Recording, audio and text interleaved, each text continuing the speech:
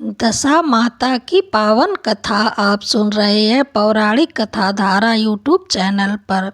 प्राचीन समय की बात है, एक सुंदर और समृद्ध राज था। उस राज्य में एक धर्मपरायण राजा और उसकी रानी रहते थे। राज्य में धन, अन्न, सुख और शांति की कोई कमी नहीं थी। प्रजा राज्य को पिता समान मानती थी और राजा भी अपनी प्रजा का बहुत ध्यान रखता था। परंतु संसार में सुख हमेशा एक जैसा नहीं रहता। एक समय ऐसा आया जब राज्य में अचानक विपत्तियां आने लगीं। खेतों में फसल सूखने लगी, व्यापार ठप हो गया, लोगों के घरों में झगड़े बढ़ने लगे और राजा का खजाना भी खाली होने लगा। राजा और रानी बहुत चिंतित रहने लगे। उन्होंने अनेक यज्ञ करवाए, दान किए, मंदिरों में पूजा की, परंतु राजा की दशा सुधरने का नाम ही नहीं ले रही थी। एक दिन रानी महल की छत पर बैठी बहुत उदास थी। तभी उसने देखा कि नगर की कुछ स्त्रियां पास के जंगल की ओर जा रही हैं। उनके हाथों में पूजा की थालियां थीं और वे आपस में प्रसन्न होकर बातें कर रही थीं। रानी को आश्चर्य हुआ। उसने अपनी दासी को भेजकर पता लगाने को कहा कि वे स्त्रियां कहाँ जा रही हैं। दासी ने जाकर पूछा तो उन स्त्रियों ने बताया, हम सब दशा माता की पूजा करने जा रहे हैं। जब किसी मनुष्य का परिवार की दशा बिगड़ जाती है तब दशा माता की पूजा करने से जीवन की बिगड़ी हुई दशा सुधर जाती है। यह सुनकर रानी को बहुत आशा जगी। उसने निश्चय किया कि वह भी दशा माता की पूजा करेगी। अगले दिन रानी साधारण वस्त्र पहनकर उन स्त्रियों के साथ जंगल में गई। वहाँ एक प्राचीन पीपल के वृक्ष के नीचे छोटा सा मंदिर था। उस मंदिर में दशा माता की प्रतिमा स्थापित थी। सभी स्त्रियों ने मिलकर विधि विधान से पूजा की। रानी ने भी श्रद्धा से माता के चरणों में सिर झुकाया और प्रार्थना की, हे माता, यदि मैंने कभी किसी का बुरा नहीं किया है और यदि मेरे मन में सच्ची भक्ति है तो कृपया करके मेरे राज्य और मेरे परिवार की बिगड़ी हुई दशा को सुधार दीजिए। रानी ने मन में संकल्प लिया कि वह पूरे नियम से 10 दिन तक माता की पूजा करेगी। यानी रोज सुबह जल्दी उठकर स्नान करती, पीपल के वृक्ष नीचे जाकर दीपक जलाती और माता की आरती करती।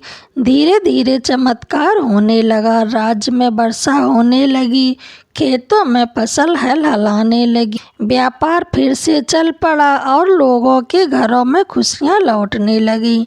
राजा भी यह देखकर आश्चर्य में पड़ गया। उसने रानी से पूछा, रानी, यह सब कैसे हुआ? अचानक राज्य की दशा कैसे सुधर गई? तब रानी ने राजा को दशा माता की पूजा और अपने व्रत के बारे में बताया। राजा ने जब रानी से दशा माता के व्रत और पूजा के बारे में सुना तो वह बहुत प्रसन्न हुआ।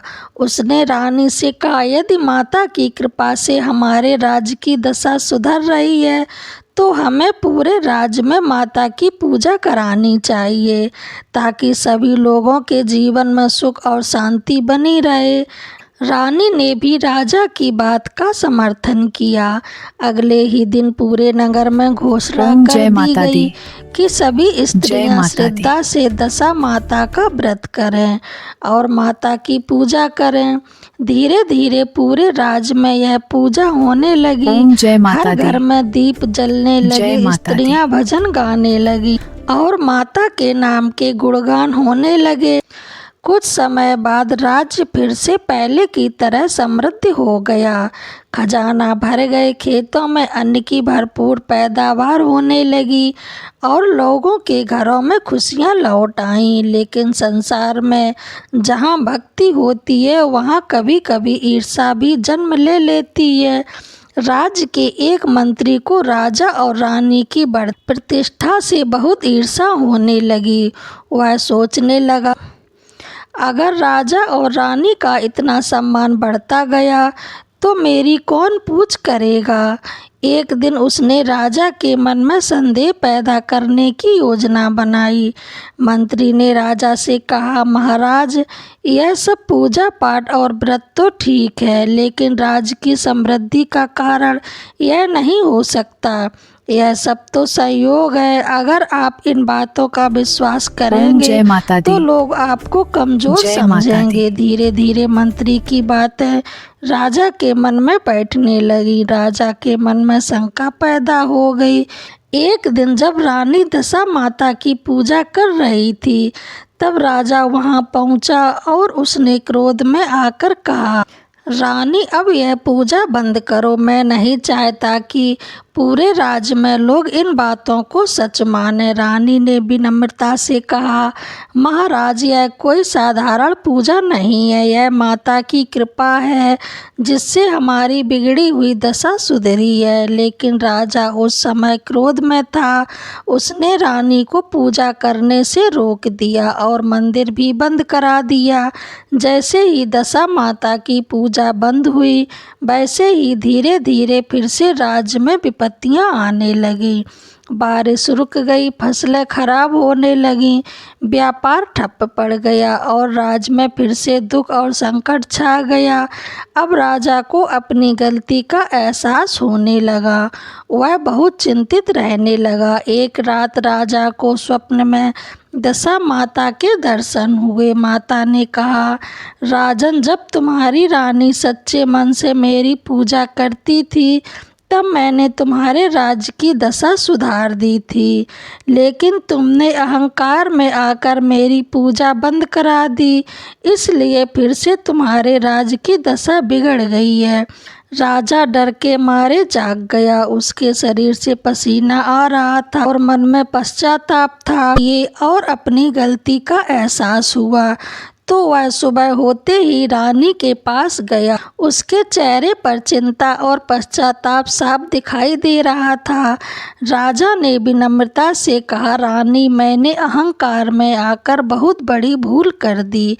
मैंने माता की पूजा बंद करवा दी और उसी कारण हमारे राज्य की दशा फिर से बिगड़ गई। अब तुम ही मुझे मार्ग बताओ कि माता को कैसे प्रसन्न किया जाए। रानी बहुत धर्मपरायण और क्षमाशील थी। उसने राजा को शांत करते हुए कहा, महाराज, माता दयालु है। यदि सच्चे मन से उनकी पूजा की जाए और उनसे क्षमा मांगी जाए तो वह अवश्य प्रसन्न होगी। इसके बाद रानी ने पूरे राज्य में फिर से घोषणा करवा दी कि सभी स्त्रियां श्रद्धा से दशा माता का व्रत करें और माता की पूजा करें। रानी स्वयं भी पूरे नियम और श्रद्धा से व्रत रखने लगी। वह प्रतिदिन सुबह स्नान करके पीपल के वृक्ष के नीचे जाती, माता की प्रतिमा के सामने दीपक जलाती, धूप और नैवेद्य अर्पित करती और माता की आरती गाती। धीरे धीरे राज्य की स्त्रियां भी वहां आने लगी। सभी मिलकर माता का भजन करती और उनकी महिमा का गुणगान करती। लेकिन माता की कृपा तुरंत नहीं मिलती। कभी कभी भक्त की परीक्षा भी ली जाती है। कुछ दिनों तक तो सब ठीक रहा, लेकिन फिर अचानक राज्य में और भी कठिनाइयां आने लगी। खजाना लगभग खाली हो गया, लोगों के घरों में अनाज की कमी होने लगी और राजा का स्वास्थ्य भी खराब रहने लगा। राजा और रानी दोनों बहुत चिंतित हो गए, लेकिन रानी का विश्वास माता पर अटल रहा। उसने कहा, महाराज, यह माता की परीक्षा है, हमें धैर्य रखना चाहिए और पूरे विश्वास से पूजा करते रहना चाहिए। रानी ने बिना किसी भय और चिंता के लगातार 10 दिन तक दशा माता का व्रत किया। 10वें दिन उसने बड़े श्रद्धा भाव से माता की विशेष पूजा की। उसने गरीबों को अन्न और वस्त्र दान दिए और माता से प्रार्थना की, हे माता, यदि हमारी भक्ति सच्ची हो तो कृपया करके हमारे राज्य और हमारी प्रजा की रक्षा कीजिए। उसी रात रानी को स्वप्न में माता के दर्शन हुए। माता ने मुस्कुराते हुए कहा, रानी, तुमने सच्चे मन से मेरी पूजा की है और कठिन समय में भी अपना विश्वास नहीं तोड़ा। मैं तुम्हारी भक्ति से बहुत प्रसन्न हूँ। अब तुम्हारे राज्य की सभी विपत्तियाँ समाप्त हो जाएंगी। सुबह होते ही एक अद्भुत परिवर्तन होने लगा। आसमान में बादल छा गए और अच्छी वर्षा होने लगी। खेतों में हरियाली लौट आई। व्यापार फिर से बढ़ने लगा और लोगों के घरों में खुशियां आने लगी। राजा का स्वास्थ्य भी धीरे धीरे ठीक हो गया और राज्य फिर से समृद्ध हो गया। अब राजा को पूरी तरह समझ आ गया था कि दशा माता की कृपा से ही जीवन की बिगड़ती हुई दशा सुधरती है। उसने पूरे राज्य में यह आदेश दिया कि हर वर्ष श्रद्धा और विश्वास के साथ दशा माता का व्रत और पूजा अवश्य कीजिए। ओम जय तभी माता से दी। यह परंपरा चली जय आ माता रही है दी। कि जब किसी मनुष्य के जीवन में कठिन समय आता है तब वह श्रद्धा से दशा माता का व्रत करता है और माता की कथा सुनता है। कहा जाता है कि जो व्यक्ति सच्चे मन से यह कथा सुनता या सुनाता है, माता उसकी सभी परेशानियां दूर कर देती है और उसके जीवन की बिगड़ी हुई दशा सुधार देती है। अंत में सभी भक्त मिलकर कहते हैं, दशा माता की जय, दशा माता की जय, दशा माता की जय। आपको यह कथा कैसी लगी कमेंट बॉक्स में ज़रूर बताएं और हमारे चैनल को लाइक सब्सक्राइब ज़रूर करें। बेल बटन दबाना बिल्कुल ना भूलें, जिससे आने वाली हर कथा आप तक सबसे पहले पहुंचे। जय माता दी।